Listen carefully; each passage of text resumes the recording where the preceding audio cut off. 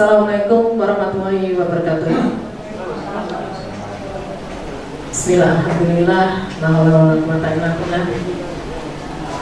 Bapak Maskur selaku Wakil Kurikulum yang saya hormati, Bapak Ibu guru karyawan SMK Negeri 2 Pekalongan yang saya hormati pula. Puji syukur marilah kita panjatkan kehadiran Allah SWT yang telah melimpahkan segala rahmat-Nya kepada kita semua, sehingga alhamdulillah sampai hari ini kita masih diberi kesehatan, keselamatan, dan tidak kurang suatu apapun. Bapak Ibu hadirin yang kami hormati, terima kasih atas kehadiran Bapak Ibu semua. Seperti yang disampaikan oleh Bu Murni selaku pembawa acara pada hari ini, kita akan melaksanakan sebetulnya ini diseminasi dari teman-teman kita CGP, calon guru penggerak, yang alhamdulillah di sekolah kita ini Secapdin 13 itu terbanyak kedua. Tepuk tangan untuk teman-teman kita semua. Artinya sekolah kita memang termasuk sekolah yang unggul ya, jadi di segala bidang. Untuk itu saya ucapkan terima kasih kepada tim-tim teman-teman CGP. Insya Allah semuanya lulus, amin. Kalau saya melihat kiprah dari teman-teman yang tergabung dalam CGP ini luar biasa. Mereka kompak, guyup, kemudian ada permasalahan diselesaikan secara bersama-sama.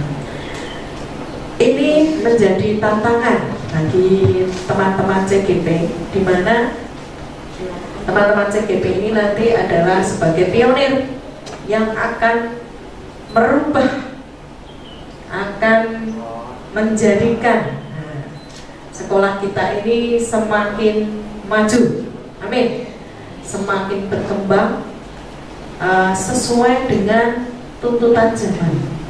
Dan sekarang kita sudah memulai, karena sekolah kita ini dari 35 sekolah se-Indonesia kita termasuk di dalamnya, yaitu sekolah revolusi industri 4.0. Sekolah kita ini sudah basisnya sudah tidak lagi manual, basisnya sudah ke IT, TOT, AOT ya. Tadi sekolah kita ini sudah berbasis internet, baik pembelajarannya maupun semua yang ada di sekolah kita.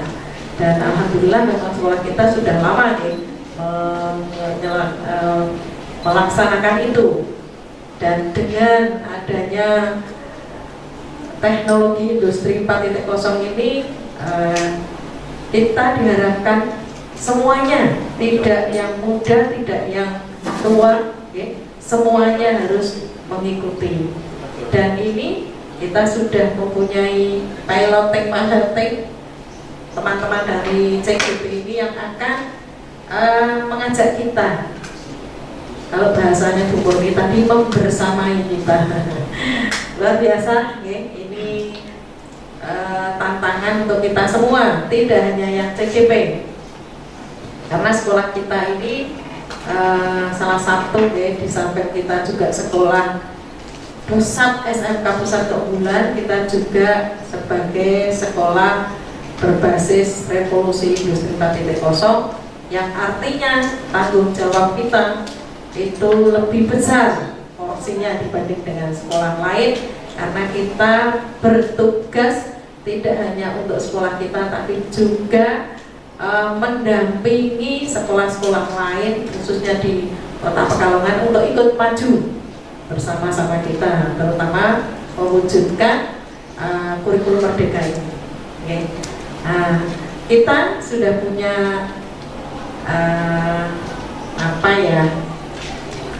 sistem, sudah punya SDM yang sudah insya Allah ya sudah menguasai, bukan menguasai ya Pak ya, apa ya istilahnya, sudah bisa lah ya. Kalau menguasai nanti dikiranya sombong. Bisa melaksanakan itu dengan baik ya. Teman-teman ini luar biasa, mohon selain CGP kami juga mohon dukungan dari semua teman-teman. Ini salah satunya kegiatan ini. Ini adalah dukungan dari Bapak Ibu kepada teman-teman kita CGP. Ya. Dengan Bapak Ibu hadir mengikuti kegiatan yang inisiasi oleh teman-teman CGP kita. Ini terkait dengan budaya positif, dan ini sudah mulai kita terapkan ya, di sekolah kita, di mana sekolah kita ini adalah sekolah ramah anak, maka kita wajib ya, menerapkan budaya positif. Jadi sekarang ini sudah tidak boleh lagi ada sanksi, bunyi sanksi itu tidak boleh, okay? Tapi adanya budaya positif, disiplin positif, terus jadi semuanya mengarah ke positif, kegiatan-kegiatan positif. Jadi apapun yang kita lakukan dengan berpikir positif, insya Allah semuanya akan baik, ya. Tidak ada yang merasa dilukai. Ini dasar dari SRA, humanisme. Yang kemarin-kemarin kita sebagai guru mungkin ngejarnya itu materi sehingga kita kadang lupa, ya. Kita ngoyak-ngoyak anak, lupa akhirnya kita yang penting materi rampung. Nah ini sekarang ini sudah tidak seperti itu lagi, ya. Semuanya harus dengan hati, harus dengan humanisme, kasih sayang, keikhlasan. Pendidikan, pembelajaran yang kita terapkan dengan prinsip humanisme seperti yang disampaikan oleh Ki Hajar Dewantoro, memanusiakan manusia, prinsipnya niku nggih. Jadi meskipun prinsipnya tujuan dari kita semua itu baik, tapi kalau dengan dibungkus, dikemas dengan budaya positif, insya Allah nanti hasilnya akan lebih baik. Ya, meskipun yang sekarang sudah jalan itu sudah bagus, sudah baik. Nah, tapi dengan budaya positif, dengan kemasan budaya positif, nanti insya Allah semuanya akan lebih baik, hasilnya akan lebih baik. Itu saja Bapak Ibu yang bisa kami sampaikan pada teman-teman CGP. Selamat berjuang, semangat untuk mengikuti apa yang menjadi tanggung jawab Bapak Ibu semua, karena ini menjadi tanggung jawab kita, ya. Apalagi yang sudah masuk di CGP ini, monggo bersama-sama satu rasa, ya. Jadi sing kira-kira kangelan minta bantuan dengan teman yang lain, saling membantu, saling asah, asih dan asuh. Itu dari saya, kegiatan sosialisasi penerapan budaya positif di SMK Negeri 2 Pekalongan. Bersama-sama mari kita buka dengan membaca basmalah. Bismillahirrahmanirrahim. Semoga dengan kegiatan ini nanti manfaat insya Allah akan kita dapatkan. Amin. Dari saya sekian. Kalau ada hal-hal yang kurang berkenan mohon untuk dimaafkan.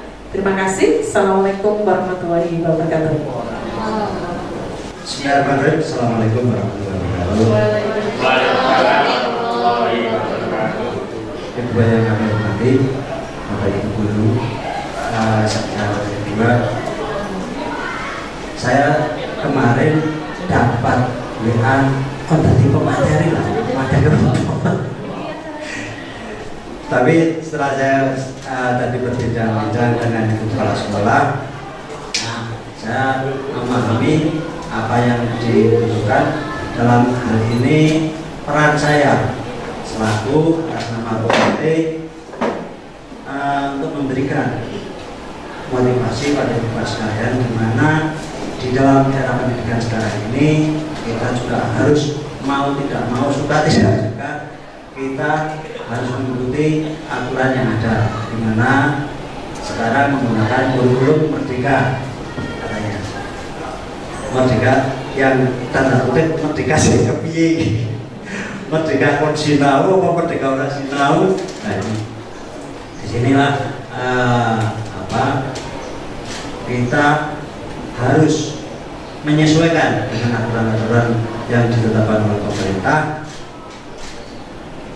Dituntut ibu bapak sekalian untuk aktif.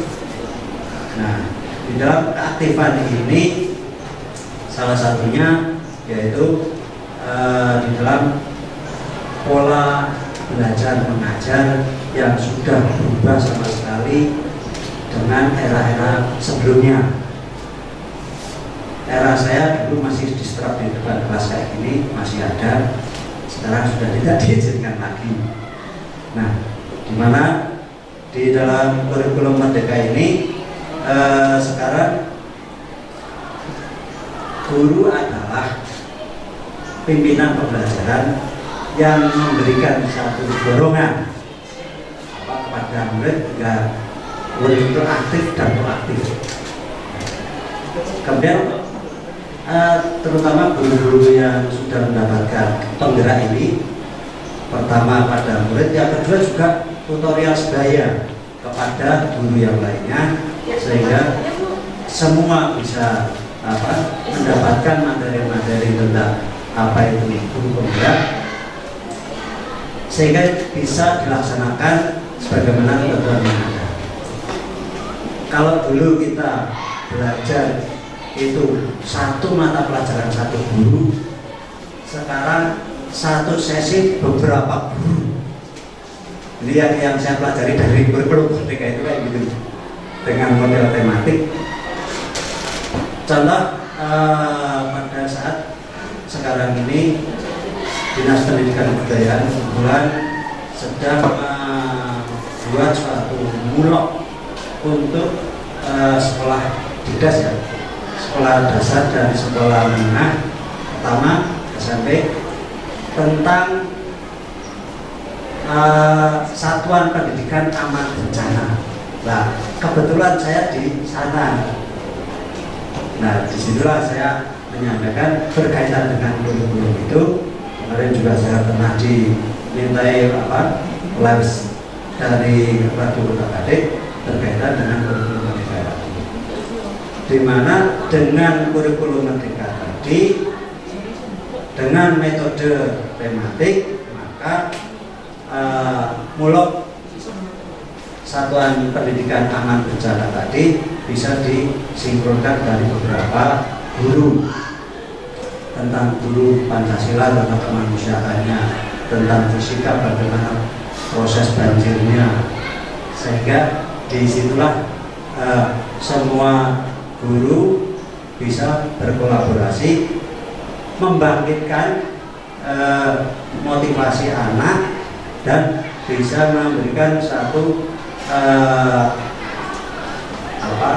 komunikasi yang dua arah, tidak hanya satu arah seperti zaman dulu.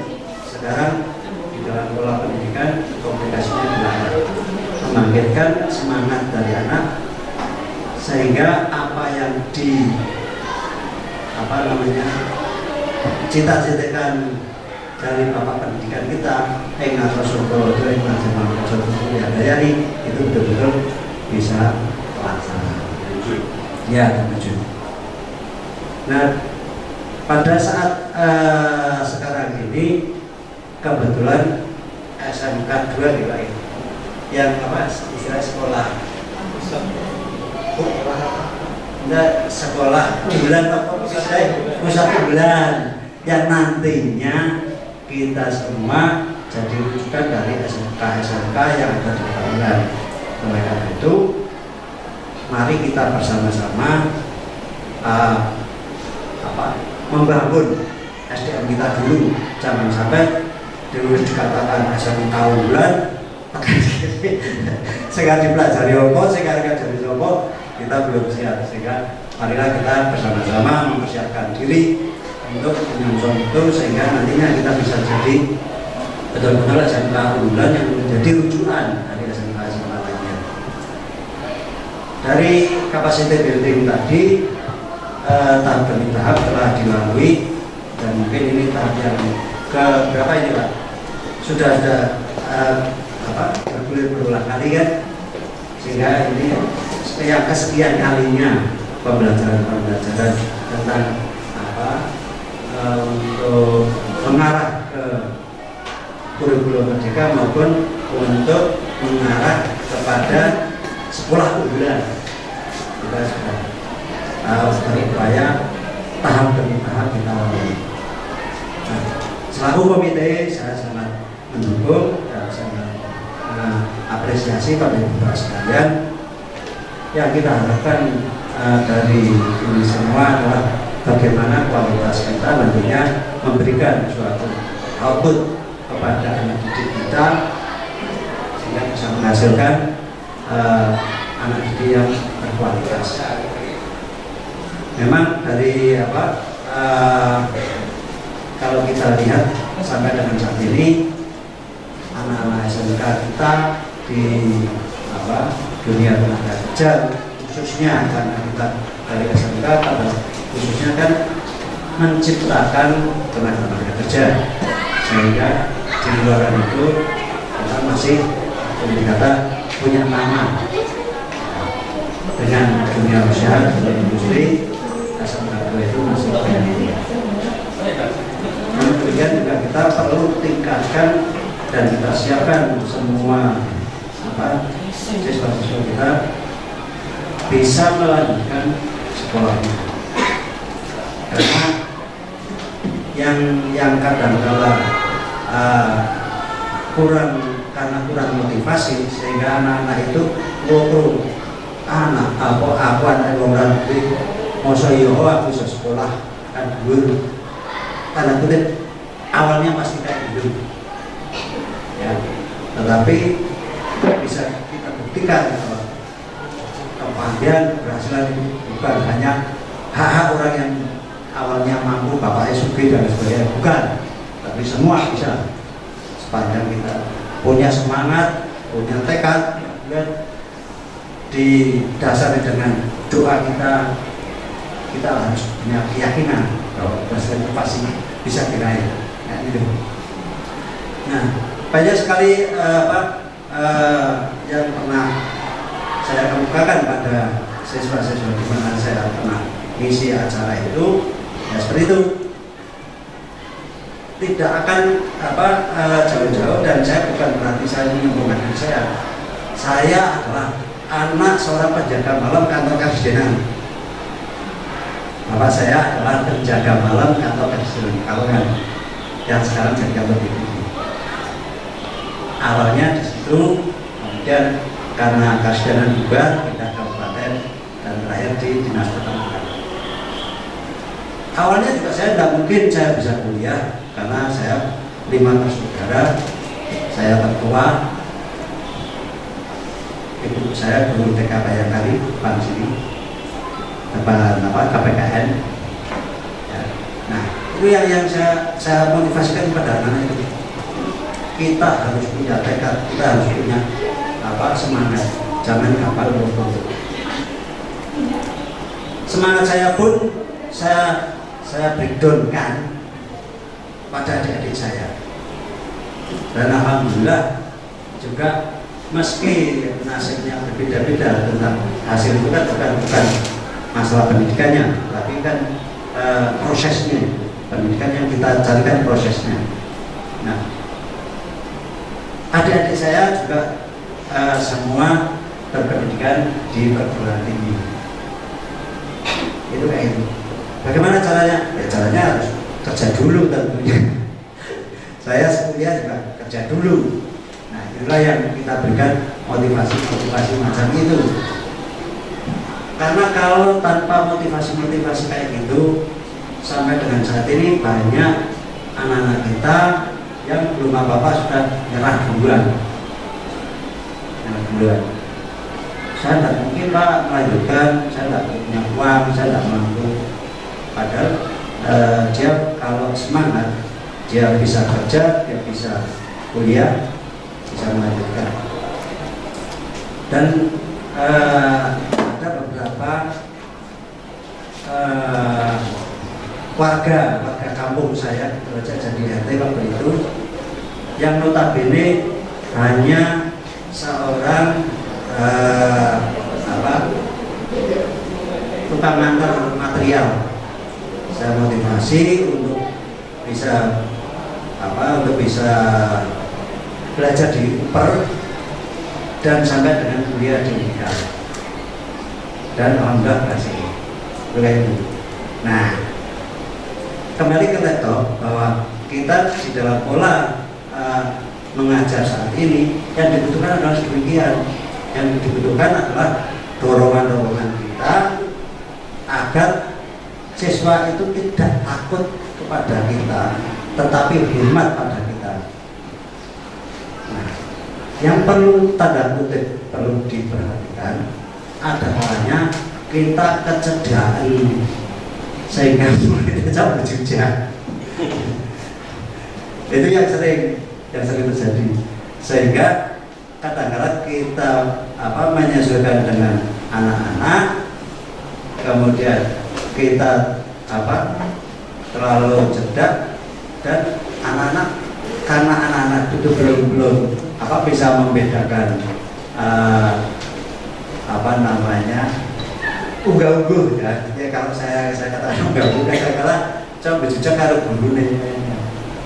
Nah, itu yang perlu kita tanamkan pula tingkat kesopanan. Dan di dalam sekarang saat ini saya juga sedang mengembangkan di BDBD, sedang mengembangkan sekolah atau satuan pendidikan aman bencana.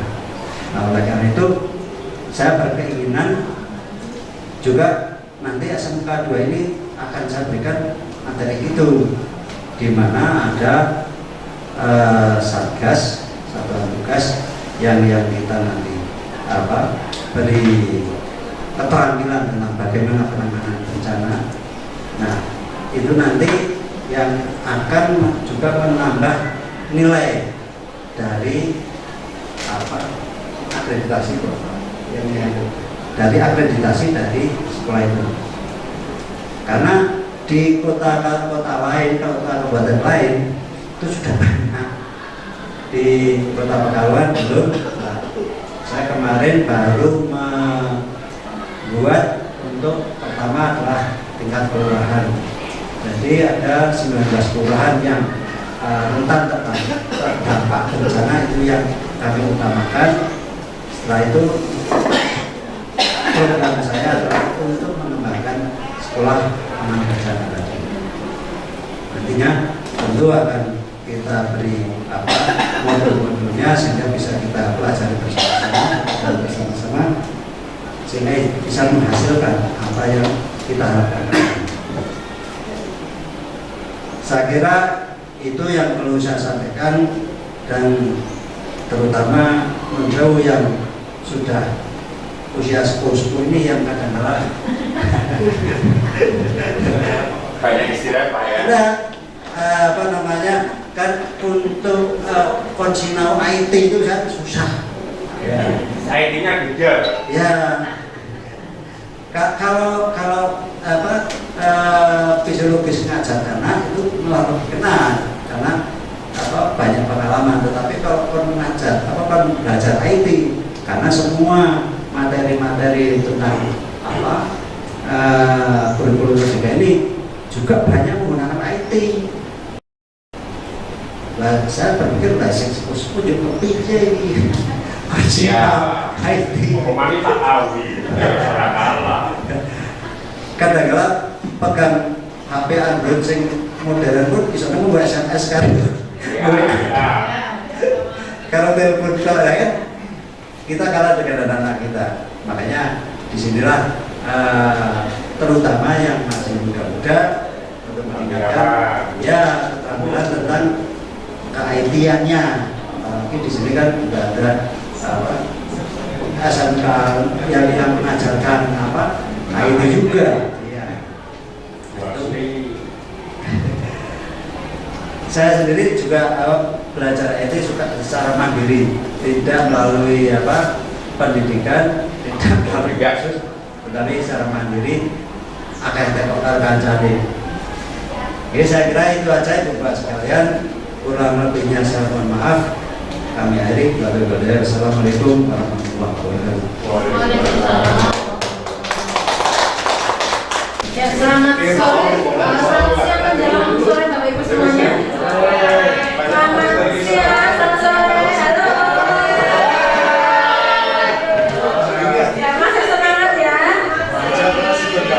Ini sesi yang terakhir yang sudah dinantikan dari tadi sama Ibu Asri. Untuk sesi terakhir ini nanti akan dibawakan oleh Ibu Asri Fatul Hasan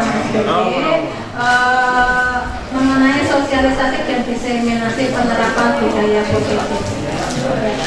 Untuk mempersingkat waktu, langsung saja kepada Ibu Asri untuk menyampaikan mengenai sosialisasi dan diseminasi.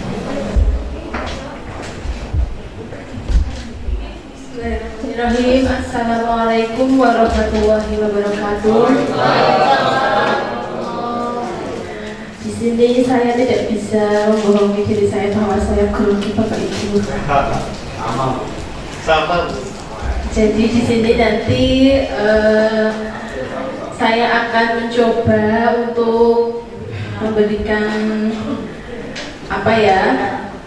Saya ingin sedikit berbagi kepada Bapak Ibu semua. Mari kita sama-sama belajar lagi menjadi seorang guru ya, karena kita kan profesinya seorang guru. Jadi mari kita terus belajar agar bisa membawa anak didik kita menjadi lebih baik lagi seperti itu. Selanjutnya pada kesempatan kali ini perkenankan saya untuk sedikit memberikan apa ya, memberikan gambaran atau materi mengenai budaya positif. Ya, mungkin Bapak Ibu di sini sudah sering dengar ya budaya positif itu apa, atau mungkin malah sudah tahu ya. Jadi budaya positif itu apa? Nah, di sini ada yang melatar belakangi mengenai budaya positif. Jadi di dalam kita melaksanakan pembelajaran di kelas, apabila suasananya itu positif, nanti akan menghasilkan pembelajaran yang kondusif. Kemudian akan menghasilkan lagi pembelajaran yang menyenangkan. Kemudian akan tercipta pembelajaran yang tanpa beban tetapi menjadi suatu kebutuhan. Jadi dengan adanya budaya positif ini diharapkan pembelajaran yang kita lakukan itu menjadi efektif seperti itu. Kemudian pengertiannya sendiri budaya positif itu apa? Budaya positif itu adalah nilai-nilai atau keyakinan-keyakinan, bisa juga kebiasaan di sekolah yang berpihak kepada murid agar murid dapat berkembang menjadi pribadi yang mandiri, kritis, penuh hormat, dan juga bertanggung jawab. Selanjutnya, Ini mengenai filosofi pendidikan menurut Ki Hajar Dewantara ya. Kita tahu bahwa Ki Hajar Dewantara itu adalah Bapak Pendidikan ya. Jadi dari beliau kita belajar mengenai filosofi pendidikan. Apa saja filosofi yang beliau kemukakan? Yang pertama adalah bukan tabula rasa. Apa itu? Kira-kira tabula rasa? Ada yang sudah memiliki gambaran? Jadi kita tidak boleh mengibaratkan siswa itu adalah tabula rasa. Tabula rasa itu adalah ibaratnya kertas kosong. Kertas kosong yang belum ada coretannya apa-apa.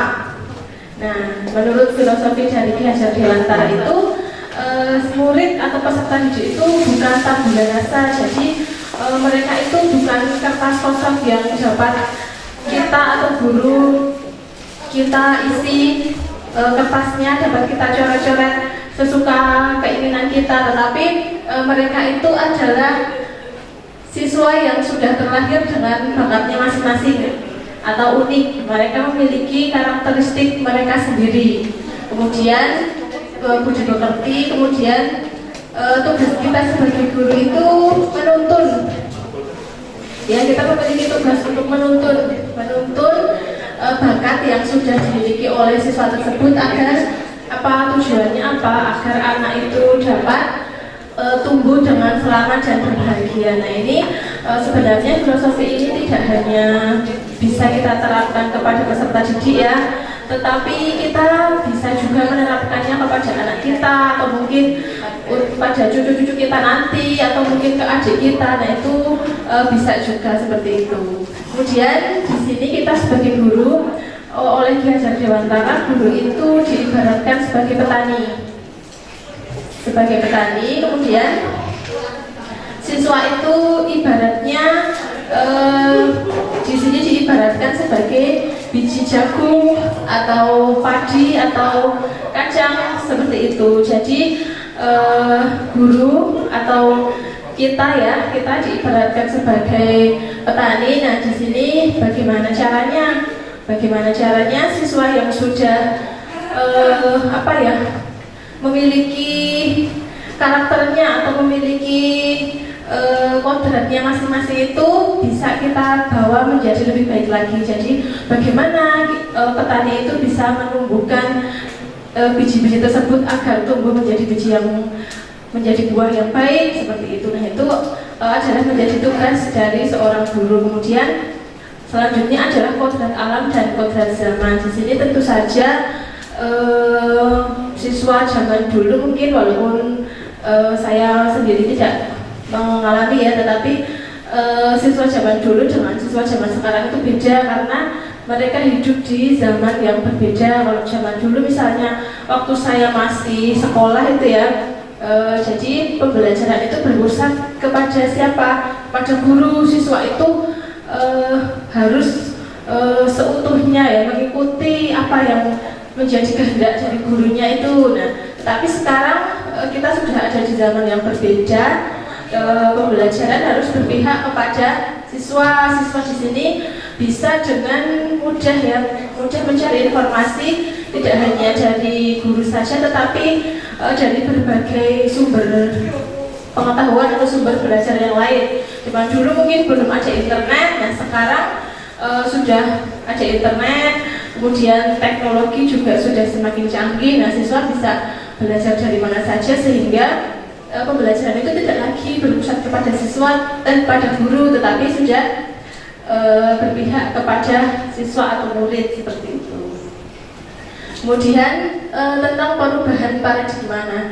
Bagaimana sih kita bisa membangun budaya positif itu tadi? Nah, sekolah itu perlu menyediakan lingkungan yang positif, kemudian aman dan nyaman agar murid-murid itu bisa berpikir, bertindak, kemudian bisa berkreasi dengan merdeka, mandiri dan bertanggung jawab. Nah, kemudian disiplin dikaitkan dengan kontrol. Dalam hal ini adalah kontrol guru dalam menghadapi murid. Kemudian yang menjadi pertanyaan saya, kira-kira apakah kita itu bisa mengontrol orang lain? Bisa atau tidak? Tidak? Yang lain setuju? Bisa. Tergantung. Nah, untuk membuktikan hal ini, nah ini saya minta coba Bapak Ibu mengibaratkan di dalam genggaman Bapak Ibu itu ada sesuatu yang berharga, yang sangat berharga. Kemudian coba Bapak Ibu yang ada di sebelahnya untuk itu mencoba, boleh membujuk, boleh bagaimana caranya agar teman yang ada di sebelah itu bisa membuka genggamannya itu. Misalnya ini Bukian ya, Bukian punya sesuatu yang sangat berharga ya di genggamannya. Nah, kemudian Bu Nia coba, silahkan mencoba untuk boleh Bu Kian mempertahankan ya. Baik hati kan itu paling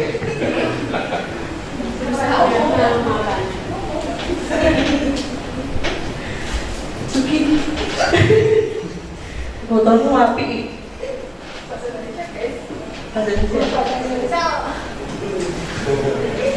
Suki, botolmu kok bagus sih? Aku kok pengen beli dong.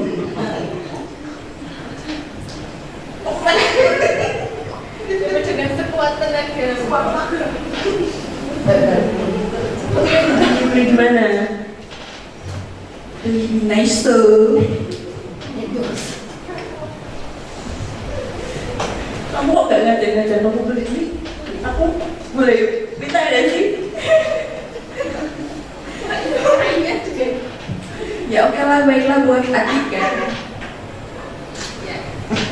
Ya, terima kasih Bukian dan Bunia. Tadi pertamanya masih baik-baik ya, masih dengan intonasi yang halus untuk merayu, tapi karena masih kekeh tidak bisa, akhirnya dengan paksaan ya, kekerasan. Nah, selanjutnya dari hal tersebut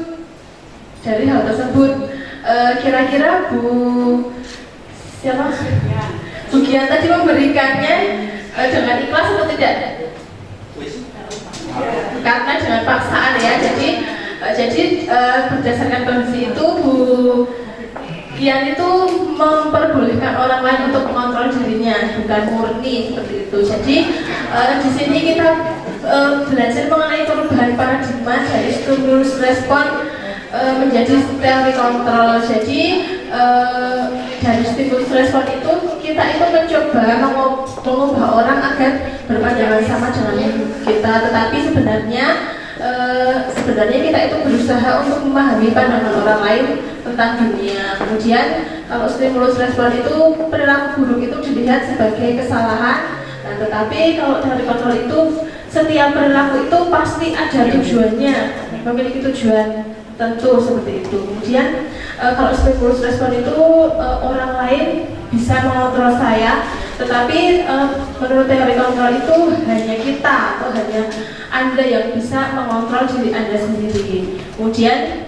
kalau stimulus respon saya bisa mengontrol orang lain, tetapi menurut teori kontrol saya tidak bisa mengontrol orang lain. Kemudian pemaksaan ada pada saat bujukan itu gagal seperti tadi ya, karena sudah dibujuk itu menjadi gagal, maka menggunakan pemaksaan. Dan kolaborasi dan kesepakatan itu sebenarnya dengan kita memilih kolaborasi atau kesepakatan sebenarnya bisa menciptakan pilihan-pilihan yang baru. Kemudian yang terakhir, kalau stimulus respon itu model berpikirnya ada yang menang, ada yang kalah, tetapi kalau menggunakan teori kontrol itu model berpikirnya adalah saling menang seperti itu. Nah, kemudian ini merupakan perubahan paradigma teori kontrol atau ilusi kontrol ya, yang sudah dipaparkan oleh William Glasser dalam kontrol teorinya. Dia meluruskan miskonsepsi tentang kontrol.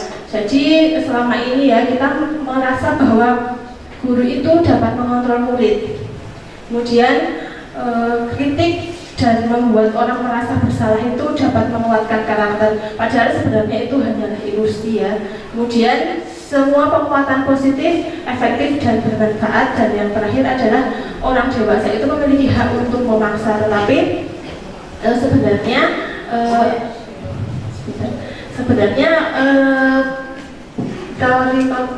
sebenarnya apa yang disampaikan itu adalah ilusi seperti itu. Selanjutnya mengenai disiplin positif. Disiplin positif merupakan suatu cara yang dapat kita pakai untuk menerapkan disiplin tanpa kekerasan dan ancaman yang dalam praktiknya itu melibatkan komunikasi yang efektif antara guru dan murid. Jadi semuanya itu bisa dikomunikasikan seperti itu tanpa menggunakan kekerasan dan ancaman, karena penggunaan kekerasan dan ancaman itu memang akan membawa dampak, tetapi hanya pada saat ini saja. Padahal kita tahu bahwa tujuan kita itu kan untuk masa depan siswa ya, tidak hanya saat ini saja, tetapi untuk jangka waktu ke depannya seperti itu. Kemudian dalam penerapan disiplin positif ini, murid diajarkan untuk memahami konsekuensi dari perilaku mereka, kemudian mengajarkan tentang tanggung jawab serta rasa hormat dalam berinteraksi dengan lingkungannya. Jadi disiplin positif itu suatu cara ya, salah satu cara untuk menerapkan disiplin. Tujuannya apa? Tujuannya untuk menumbuhkan kesadaran serta memberdayakan murid untuk melakukan sesuatu tanpa sogokan, ancaman maupun hukuman. Karena apabila murid itu secara sadar sudah memahami kesalahan mereka, kemudian siswa itu sendiri secara sadar tahu aku harus melakukan apa, nah itu akan lebih baik daripada kita yang memberikan ancaman atau paksaan kepada mereka seperti itu. Selanjutnya dengan disiplin positif akan menumbuhkan nilai-nilai kebajikan. Nah, jadi nilai-nilai kebajikan itu adalah sifat positif manusia yang merupakan tujuan mulia yang ingin dicapai oleh setiap individu. Jadi nilai tersebut sifatnya itu universal ya, bisa lintas bahasa, suku bangsa, agama maupun latar belakang. Itu nilai kebajikan, jadi bajik atau baik seperti itu. Kemudian setiap perilaku atau perbuatan itu memiliki tujuan. Nah, dengan mengaitkan nilai kebajikan yang diyakini seseorang, maka motivasi intrinsik atau dorongan dari dalam dirinya itu akan terbangun, sehingga dia bisa menggerakkan motivasi dari dalam untuk mencapai tujuan yang diinginkan. Nah, nilai-nilai kebajikan seperti apa sih yang berusaha untuk kita capai? Ini ada salah satu contoh nilai-nilai kebajikan anak Indonesia yang dituangkan dalam profil pelajar Pancasila. Ini untuk guru-guru kelima pasti sudah hafal ya. Untuk dimensi-dimensinya ada kreatif, kemudian beriman, bertakwa kepada Tuhan, mandiri, bergotong royong, kebinekaan global dan bernalar kritis. Nah, ini adalah contoh nilai kebajikan yang pemerintah harapkan ada pada diri siswa-siswa atau murid di Indonesia seperti itu. Selanjutnya untuk teori motivasi, kita tahu ya sebenarnya ada motivasi itu ada dua, eksternal dan juga internal, dari luar dan juga dari dalam. Motivasi eksternal itu yang seperti apa, yang internal yang seperti apa? Nah, di sini saya ingin bertanya kepada Bapak Ibu semua, kalau Bapak Ibu pagi-pagi sampai di sekolah jam berapa? Jam 7 atau mungkin sebelum jam 7 ya. Nah, kira-kira motivasinya apa sih ingin sampai di sekolah sebelum jam 7 itu? Pasti di sini memiliki beragam motivasi yang berbeda-beda. Oh, biar bisa sarapan dulu di kantin. Yang lain? Sebenarnya apa sih motivasinya kok ingin sampai di sekolah sebelum jam 7 itu? Oh, biar tidak macet. Biar tahu siapa yang telat. Melihat ya di depan yang memantau ya. Biar tahu siapa yang telat. Yang lain? Takut dengan kepala sekolah. Yang lain? Jadi dari apa yang Bapak Ibu sebutkan tadi, itu termasuk motivasi eksternal atau internal kira-kira?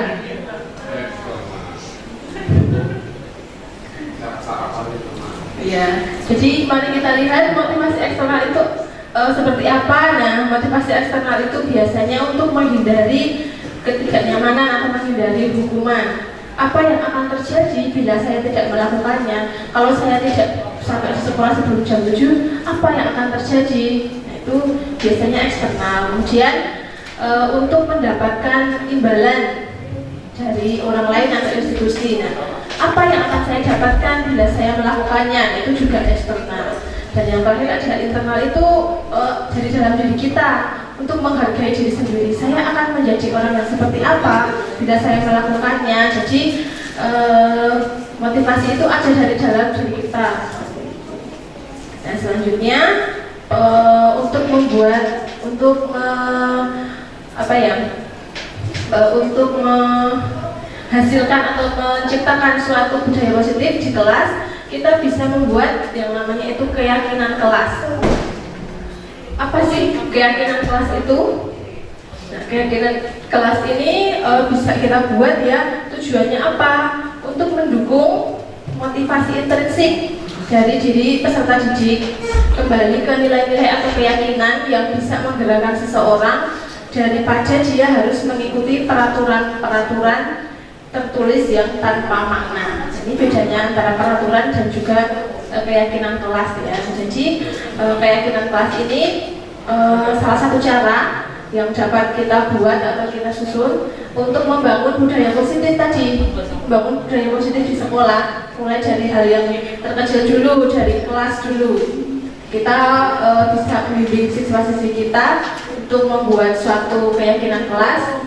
Bentuknya seperti apa sih keyakinan kelas itu? Nah, keyakinan kelas itu biasanya berupa pernyataan ya, pernyataan yang universal, kemudian ditulis dalam tulisan yang positif, kemudian tidak terlalu banyak karena agar mudah diingat dan dipahami oleh warga kelas, kemudian diterapkan di lingkungan kelas tersebut, dan pada saat pembuatannya itu semua anggota kelas diharapkan untuk berkontribusi dalam kegiatan curah pendapat tersebut. Jadi apa yang diinginkan oleh siswa, nah itu bisa dibuat dalam suatu keyakinan kelas. Ini contohnya, beberapa contoh keyakinan kelas. Kenapa sih tadi ya? Kenapa enggak peraturan aja? Kan sudah ada peraturan tata tertib. Nah, perbedaannya apa? Dengan dibuat keyakinan kelas diharapkan siswa itu apa ya, lebih sadar, kemudian melakukan hal-hal yang positif itu tanpa paksaan. Tanpa paksaan, tanpa ancaman, tanpa paksaan dari pihak luar, sehingga dia secara sadar dari dalam dirinya melakukan keyakinan kelas tersebut. Ini ada beberapa contohnya. Kemudian kemarin saya juga sudah mencoba membuat keyakinan kelas ya, menggunakan aplikasi Jamboard di sini. Jadi para siswa itu menuangkan apa yang diinginkan. Misalnya menciptakan suasana kelas yang menyenangkan, ini beberapa contohnya. Jadi apa yang diinginkan siswa itu dituangkan seperti itu. Kemudian nanti kita pilah, kita diskusikan mana yang bisa untuk dijadikan suatu keyakinan kelas, dan di akhir nanti semua anggota kelas itu menyetujui untuk melaksanakannya seperti itu. Nah, kemudian dengan menyepakati keyakinan bersama itu diharapkan murid itu tumbuh motivasi dari dalam dirinya. Jadi tidak melulu harus dipaksa, tidak harus ada pihak luar yang mengintervensinya. Jadi diharapkan motivasi intervensinya atau dari dalam dirinya itu terwujud seperti itu. Tidak lagi motivasi eksternal seperti pemberian penghargaan. Mengapa ya? Karena tadi motivasi intrinsik itu akan lebih lebih kekal, lebih tahan lama dari dalam dirinya. Kemudian mengapa? Karena dengan pemberian penghargaan itu akan memberikan dampak yang mungkin begitu besar dampaknya Mungkin pemberian penghargaan ini bisa tetapi tidak terlalu sering. Misalnya kalau dulu zaman kita sekolah, kalau kita rajin waktu TK nanti dapat bintang dari gurunya. Nah, itu adalah salah satu bentuk penghargaan. Nah, tetapi penghargaan ini ternyata kurang efektif. Kenapa? Karena penghargaan itu bisa menurunkan kualitas. Kalau dia nggak dapat penghargaan, nanti dia kualitasnya turun. Jadi dia seolah-olah itu sudah ketergantungan, harus diberi penghargaan seperti itu. Kemudian selanjutnya bisa mematikan kreativitasnya bisa kurang berkembang seperti itu. Kemudian selanjutnya bisa mengurangi motivasi intrinsik tadi. Padahal kita berusaha untuk menumbuhkan motivasi intrinsik dari dalam diri peserta didik atau mungkin anak kita agar muncul secara sadar seperti itu. Selanjutnya penghargaan tidak efektif, kemudian berpengaruh juga jangka pendek dan jangka panjangnya, dan yang terakhir adalah mengurangi ketepatan. Itu. Nah, sekarang kita masuk ke hukuman atau konsekuensi. Sini ada beberapa tindakan kita ya, mungkin kita sudah pernah melakukannya kepada siswa kita. Dan kira-kira itu termasuk hukuman ataukah konsekuensi? Yang pertama, mencatat 100 kali di dalam buku kalimat "saya tidak akan terlambat lagi karena terlambat ke sekolah". Kira-kira itu berupa hukuman ataukah konsekuensi? Yang pertama, siswa disuruh untuk mencatat sampai sebanyak 100 kali. Hukuman atau konsekuensi kira-kira?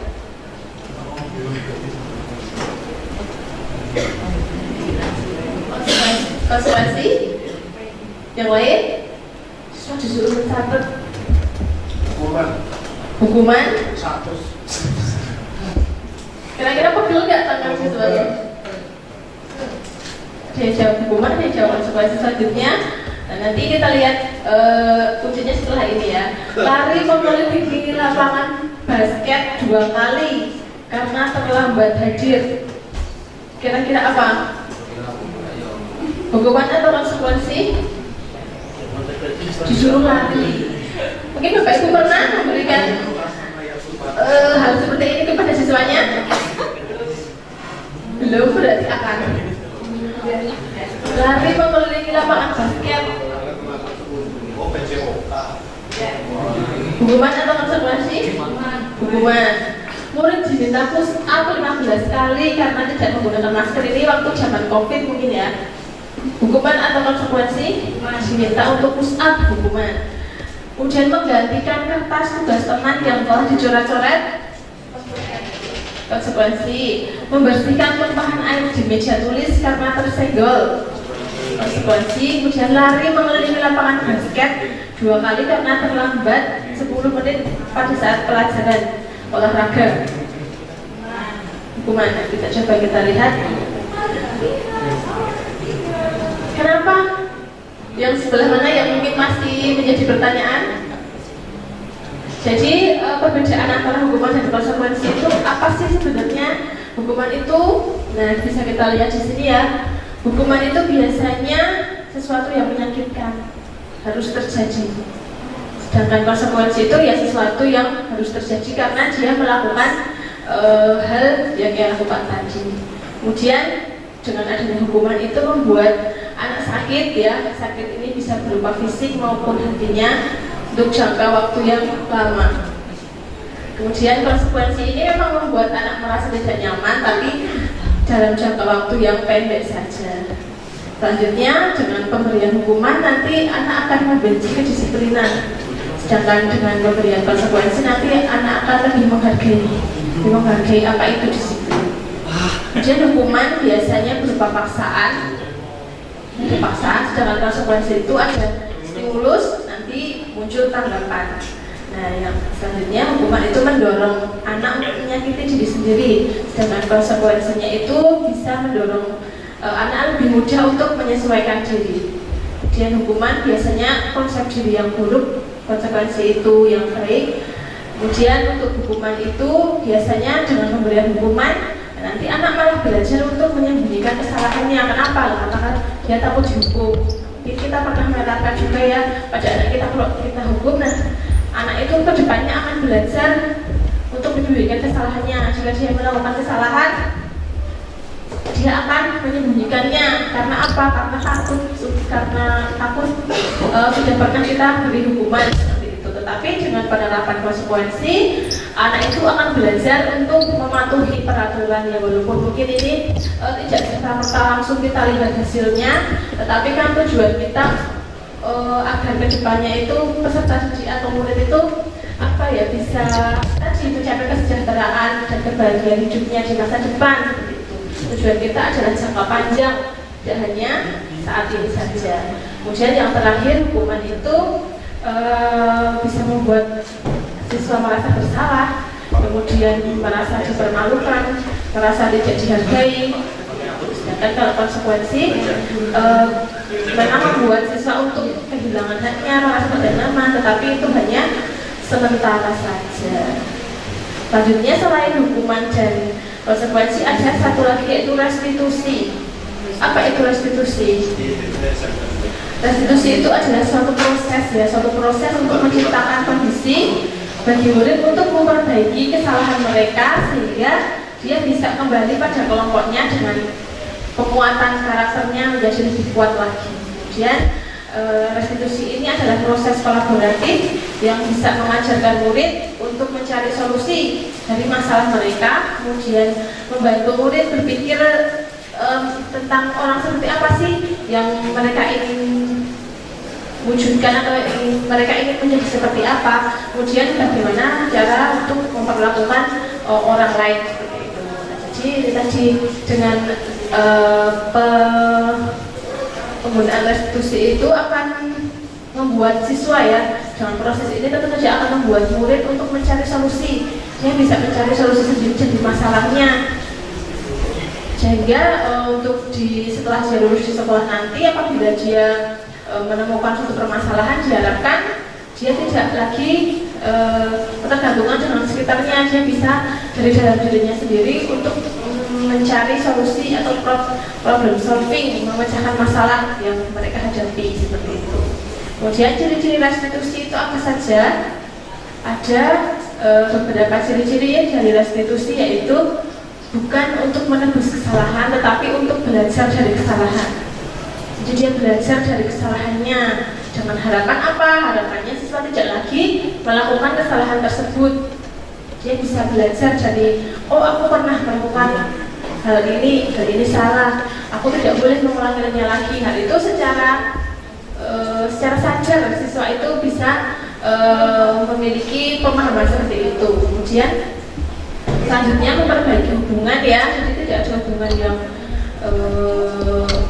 buruk, tapi diharapkan hubungan itu dapat terjalin dengan baik. Kemudian biasanya berupa tawaran, bukan paksaan, kemudian menuntun untuk melihat ke dalam dirinya, kemudian mencari kebutuhan dasar, kemudian restitusi diri adalah cara yang paling baik, kemudian berfokus pada karakter siswanya ya, bukan tindakan, fokus pada solusi, dan dengan adanya restitusi bisa mengembalikan murid yang berbuat salah kepada kelompoknya seperti itu.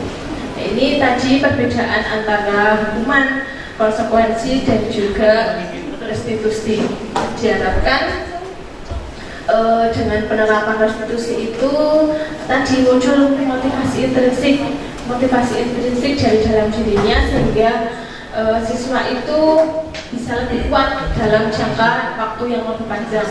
Dalam jangka waktu panjang bisa lebih kuat seperti itu. Kemudian fokus pada pemecahan masalah, kemudian bisa menghormati dirinya sendiri dan orang lain.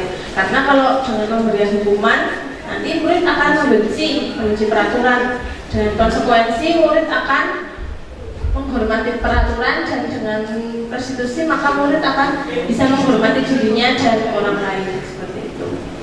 Kemudian ketika murid atau anak melakukan suatu hal yang misalnya negatif, nah hal itu pasti karena ada kebutuhan dasarnya yang belum terpenuhi. Jadi kalau mungkin di kelas suka ibu guru menemui siswa yang misalnya suka membolos ataupun mungkin tidak memperhatikan pembelajaran. Nah itu pasti ada kebutuhan dasarnya yang belum dipenuhi.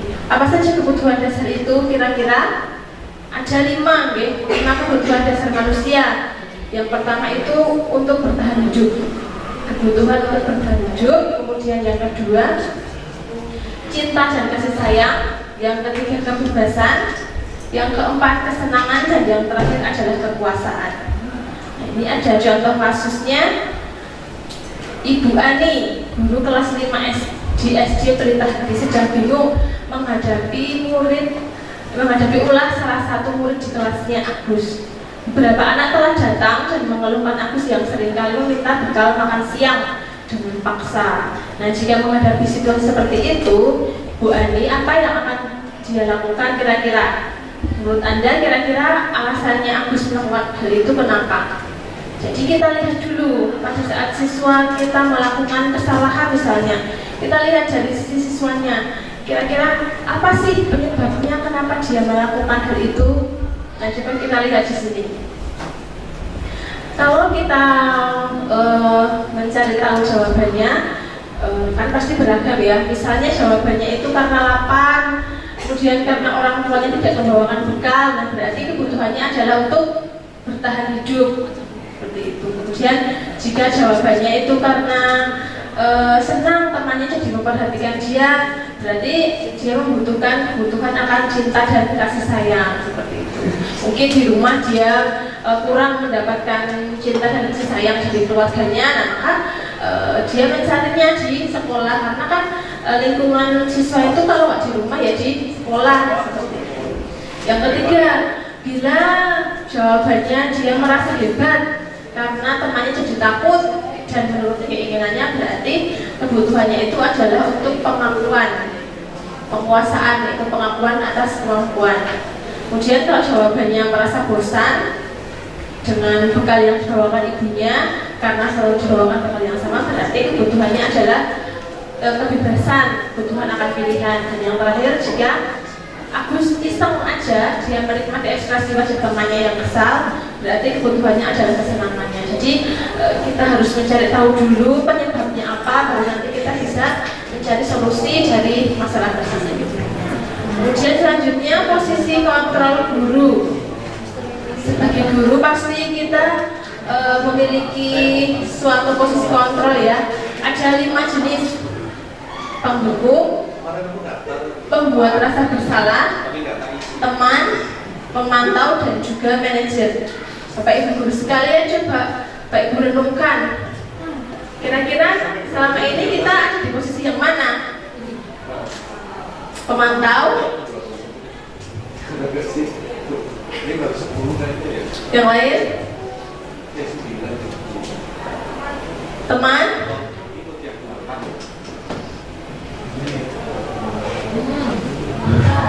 Ada yang penghukum? Atau mungkin kalau kita mengamati rekan-rekan kita sesama guru, bisa tahu, oh Bapak Ibu guru itu biasanya ini. Coba kita lihat di sini. Nah, di sini ada 5 posisi ya, 5 posisi kontrol guru. Yang pertama itu penghukum. Ini pasti ada dalam diri kita, entah yang mana itu pasti ada. Nah, kita mulai ada ya. Nah, dari yang pertama dulu, penghukum. Biasanya guru itu posisinya sebagai penghukum itu dia akan menghardik, menunjuk-nunjuk, menyakiti, menyindir siswanya. Kalau siswanya salah, kamu itu ya pasti menunjuk-nunjuk seperti itu. Nah, kemudian enggak di sini ya? Ini masih yang penghukum ya, yang pertama penghukum. Kemudian biasanya berkatanya, awas ya kalau kamu masih melakukannya, dengan kata-kata yang kasar biasanya. Kemudian hasilnya apa kalau kita memposisikan diri kita sebagai penghukum? Hasilnya siswa itu akan memberontak, malah menyalahkan orang lain, kemudian bisa berbohong juga. Nah, kemudian siswa itu akan menempatkan guru tersebut di luar dunia berkualitasnya. Kemudian dalam hati siswa dia akan merasa, biarkan saja, nanti juga marah-marah lagi. saking sering dimarahinnya. Kemudian dampak pada siswanya apa? Dia masih tetap akan mengulangi kesalahannya. Nah, selanjutnya yang kedua, membuat orang merasa bersalah. Membuat orang merasa bersalah biasanya di sini guru akan dengan nada yang memelas ya, biasanya berceramah dan mengatakan seharusnya ibu kecewa sama kamu. Kemudian kamu kan sudah tahu ibu ini sudah capek dari pagi sampai sore mengajar kalian, tetapi kalian kok seperti itu. Itu tipe yang membuat orang merasa bersalah. Kemudian mungkin kita menerapkannya ini gak cuma di siswa kita ya, di adik-adik kita mungkin, sama adiknya, sama anaknya mungkin menerapkan posisi kontrol ini juga. Nah, kita bisa lihat di sini posisi yang mana seperti itu. Dan yang ketiga, sebagai teman. Sebagai teman itu kita memposisikan diri kita sebagai teman ya, sebagai teman dari murid kita. Biasanya yang kita katakan itu, ayolah lakukanlah demi ibu. Masa kamu nggak mau? Ingat ya, kan dulu pernah ibu bantu. Gitu. Itu posisi kontrol teman. Nah, kalau seperti itu nanti dampaknya siswa akan ketergantungan kepada guru tersebut. Selanjutnya posisi yang keempat adalah pemantau. Dia selalu mengaitkan dengan peraturan-peraturan. Nah, dampaknya apa? Nanti dampak pada murid akan menitik beratkan pada sanksi atau hadiah untuk dirinya. Nah, posisi yang kita harapkan ada dalam diri kita adalah sebenarnya adalah manajer. Posisi yang terakhir, dengan posisi kontrol manajer ini, murid bisa menghargai dirinya sendiri. Biasanya gurunya itu mengajukan pertanyaan-pertanyaan, kemudian menggali motivasi dari diri siswanya, apa yang kita yakini, kemudian apa yang bisa kamu lakukan untuk memperbaiki kesalahan ini. Jadi dia menguatkan pribadi siswanya. Kemudian dampaknya adalah siswa itu bisa mengevaluasi dirinya sendiri, kemudian mencari tahu bagaimana sih caranya untuk memperbaiki dirinya. Jadi diharapkan mari kita sama-sama belajar. Saya pun juga masih belajar bagaimana saya bisa mencapai posisi kontrol sebagai seorang manajer ini. Kemudian penerapan segitiga restitusi tadi ya, bisa kita laksanakan kepada murid yang bermasalah atau mungkin kepada anak kita. Nah, langkah-langkahnya apa? Ada 3 langkah yang dapat kita lakukan untuk mencapai segitiga restitusi. Yang pertama itu menstabilkan identitas dulu. Menstabilkan identitas kita cari tahu dulu sebenarnya siswa itu kenapa melakukan seperti itu. Kemudian bisa dengan perkataan setiap orang pasti pernah melakukan kesalahan. Selanjutnya validasi kebutuhannya. Kita tanyakan kepada siswa mengapa dia melakukan hal itu. Dan yang terakhir bisa kita tanyakan keyakinan. Kamu ingin menjadi guru yang seperti apa? Kamu ingin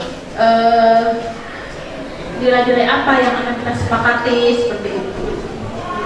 Nah, kemudian dengan penerapan segitiga restitusi dalam posisi manajer ini, apa yang diharapkan? Diharapkan murid itu lebih kuat pribadinya, kemudian bisa membuka wawasannya dalam menyelesaikan permasalahan sendiri. Kemudian murid semakin percaya diri, mandiri dan bertanggung jawab. Itu tadi tujuan dari penerapan segitiga restitusi dan juga posisi kontrol manajer tadi. Nah, ini langkah-langkah tadi yang pertama yang dapat kita tempuh dalam penerapan segitiga restitusi. Yang pertama kita bisa menstabilkan identitas dulu. Jadi hal ini tujuannya untuk apa? Membuat anak kita yang merasa gagal itu menjadi positif terhadap dirinya. Jangan sampai menjadi hal yang negatif. Dapat dilakukan dengan kata-kata seperti ini ya. Misalnya, tidak apa-apa berbuat salah itu hal yang manusiawi. Kemudian Bapak Ibu juga pernah berbuat salah. Kita masih bisa menyelesaikan permasalahan ini. Nah, ini menstabilkan identitas dulu. Dan yang kedua adalah validasi tindakan yang salah. Jadi siswa itu jangan kita langsung tembak. Biarkan siswa itu menyadari. siswa tahu kesalahannya itu apa sih yang dia lakukan sehingga hal itu tuh salah, seperti itu. Kemudian yang terakhir adalah menanyakan keyakinan. Menanyakan keyakinan itu misalnya anak bisa melihat kesalahannya dihubungkan dengan norma sosial dan nilai-nilai yang mendasari manusia berinteraksi dengan orang lain. Nah, ini kemarin saya sudah menerapkan ya segitiga restitusi pada anak yang bolos. Jadi saya melaksanakan 3 langkah tadi, menstabilkan identitas, kemudian validasi tindakan yang salah, dan yang terakhir adalah menanyakan keyakinan. Cukup sekian apa yang dapat saya sampaikan. Mungkin banyak kurangnya ya, karena saya juga masih belajar lagi. Kita sama-sama belajar. Saya mohon dukungan, bimbingan dari Bapak Ibu sekalian. Semoga kita sama-sama bisa menjadi lebih baik lagi. Semoga kita satu membawa murid menjadi lebih baik lagi ke depannya, bisa menghadapi masa depan mereka yang cerah. Atas kesalahan saya mohon maaf. Terima kasih. Wassalamualaikum warahmatullahi wabarakatuh.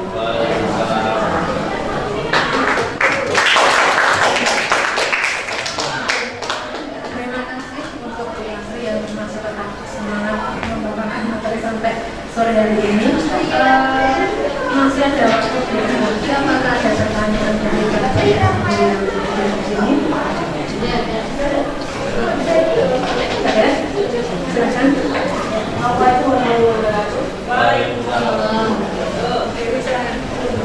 Ya, satu pertanyaan buat Bu Asri. Sebenarnya bagaimana langkah nyata dalam penerapan segitiga restitusi saat kita menghadapi siswa yang bermasalah? Terima kasih Bu Asri. Terima kasih Bu Dewi atas pertanyaannya. Silakan Bu Asri.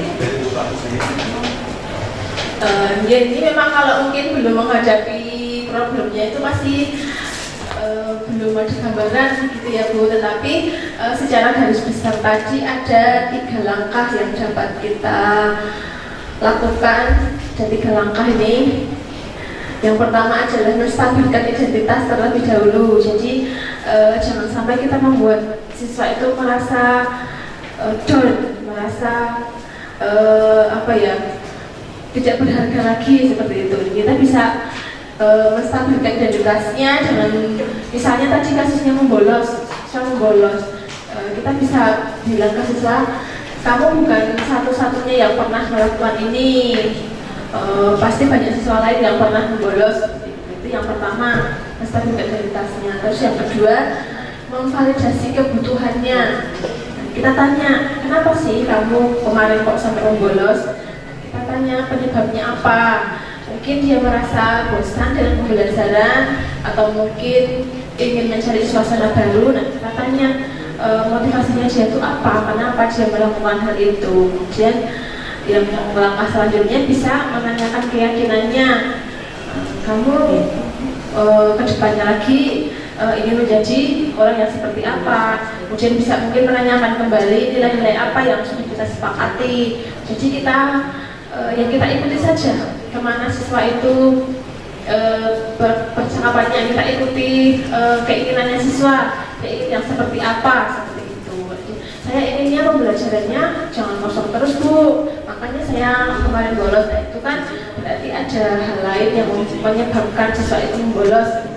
Kita hadapi, kita coba menerapkan solusi dari permasalahan, dari penyebabnya seperti itu. Maka kita cari dulu tadi penyebabnya apa, kemudian kita cari solusi bersama. Itu juga kita yang menggali pemikiran siswa agar dia sadar ya, agar dia memiliki rasa kesadaran untuk hal seperti apa yang harus dilakukan, bukan karena paksaan kita. Tujuannya apa? Menimbulkan atau mewujudkan kesadaran siswa sehingga kedepannya dia tidak mengulangi lagi. Mungkin seperti itu.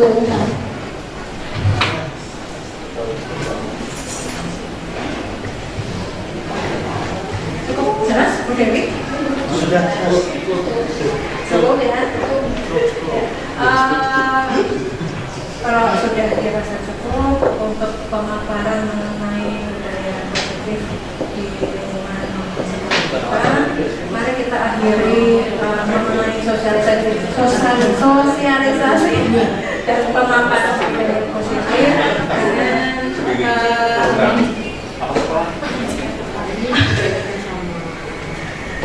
kita akhiri dengan kita bersama-sama bergerak menurut akademisi kita masing-masing.